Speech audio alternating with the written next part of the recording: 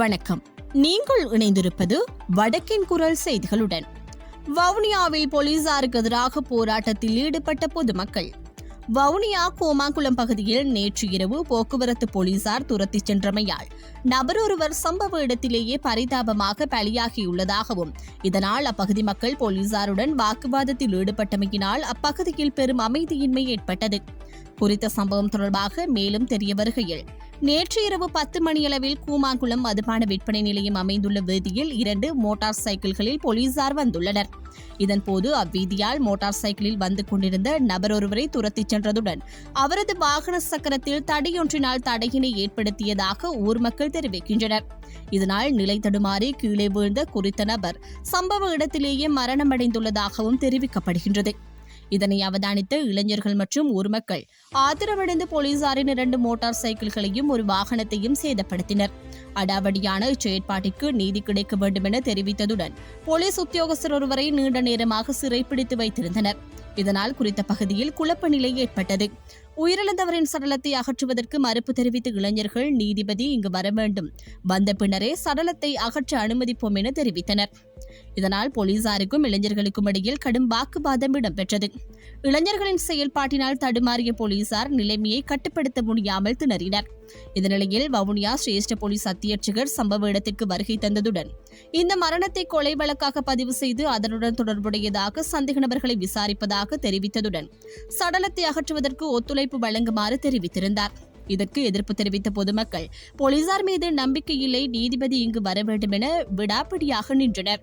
இதனால் குறித்த பகுதியில் கலவரம் ஒன்றும் ஏற்படுவதற்கான நிலைமை ஏற்பட்டிருந்தது.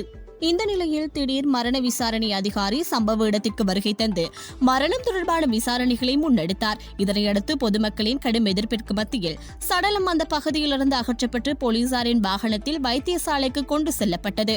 இதற்கு எதிர்ப்பினை வெளியிட்ட பொதுமக்கள் போலீசாருடன் கடும் வாக்குவாதத்தில் ஈடுபட்டனர். உயிரிழந்தவர் கூமாக்குளம் பகுதியைச் சேர்ந்த ராமசாமி அந்தோணி பிள்ளை, வயது 58 என்று தெரிவிக்கப்படுகின்றது. அவரது சடலத்திற்கு அருகில் போலீசார் ஒருவரின் பெயர் பொறிக்கப்பட்ட இலட்சினை ஒன்றும் காணப்படுகின்றது.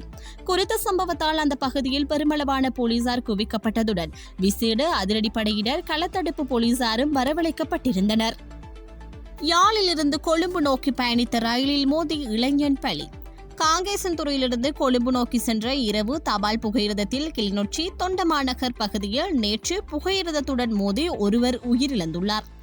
தொண்டமாநகர் பகுதியைச் சேர்ந்த கருப்பையா ஐங்கரன் என்ற 40 வயதுடைய ஒருவரை இவ்வாறு உயிரிழந்துள்ளார். மதுபோதையில் இருந்ததன் காரணமாக அவர் புகையிரதத்துடன் மோதி உயிரிழந்திருக்கலாம் என போலீசார் சந்தேகிக்கின்றனர். விபத்து தொடர்பில் கிளிநொச்சி போலீசார் மேலதிக விசாரணைகளை மேற்கொண்டு வருகின்றனர்.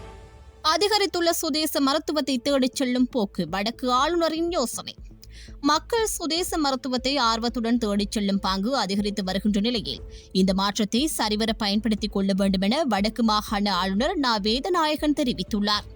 கிளிநொச்சி மத்திய சித்த மருந்தகத்தின் புதிய கட்டட திறப்பு விழாவில் கலந்து கொண்டு கருத்து வெளியிடும் போதே அவர் மேற்கண்டவாறு குறிப்பிட்டுள்ளார். இதன்போது அவர் மேலும் கூறுகையில், திணைக்களங்களுக்கு சிறப்பான பௌதிக வளம் இருந்தால் மக்களுக்கு தேவையான சேவையை வழங்க முடியும். நாங்கள் அரசு சேவைக்கு இணைந்து கொண்டு 1991 ஆண்டிலிருந்து 2010 ஆண்டு வரையான காலம் போருடனே இருந்தது. இந்த காலப்பகுதியில் பௌதிக வளங்கள் சிறப்பாக இல்லாவிட்டாலும் மக்களுக்கு திருப்திகரமான சேவையை நாம் வழங்கியிருந்தோம். எங்களுடைய சுகாதார திணைக்களத்தின் கீழ் உள்ள மருத்துவமனைகளுக்கு மிகப்பெரிய கட்டடங்கள் மற்றும் நவீன உபகரணங்கள் கிடைக்கப்பெற்றன. ஆனால் மனித வளம் இல்லாமையால் அவை இயங்காமல் இருக்கின்றன. இவை எல்லாவற்றுக்கும் அப்பால் பௌதிக வளங்கள் இருந்தாலும் மக்களுக்கு தரமான சிறப்பானதொரு சேவையை வழங்கினாலேயே அந்த திணைக்களங்களை நோக்கி மக்கள் வருவார்கள் என தெரிவித்துள்ளார். போர்க்காலத்தில் புலிகளை மக்களை கொன்றனர், படையினர் அவ்வாறு செய்யவில்லை. போர்க்காலத்தில் புலிகளை பெருமளவான தமிழ் மக்களை கொலை செய்தனர். இராணுவத்தினர் இவ்வாறான நடவடிக்கையில் ஈடுபடவில்லை என்று மொட்டுக்கட்சி செயலாளர் சாக்கர காரியவசம் தெரிவித்தார். தனியார் ஊடகம் ஒன்றுக்கு வழங்கிய நேர்காணலின் போது செம்மணி விவகாரம் மற்றும் படையினருக்கு எதிரான போர் குற்றச்சாட்டு தொடர்பில் எழுதப்பட்ட கேள்விகளுக்கு பதிலளிக்கையிலேயே அவர் இவ்வாறு கூறினார்.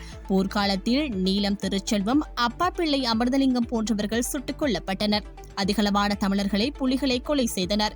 எமது ராணுவம் அவ்வாறான நடவடிக்கையில் ஈடுபடவில்லை.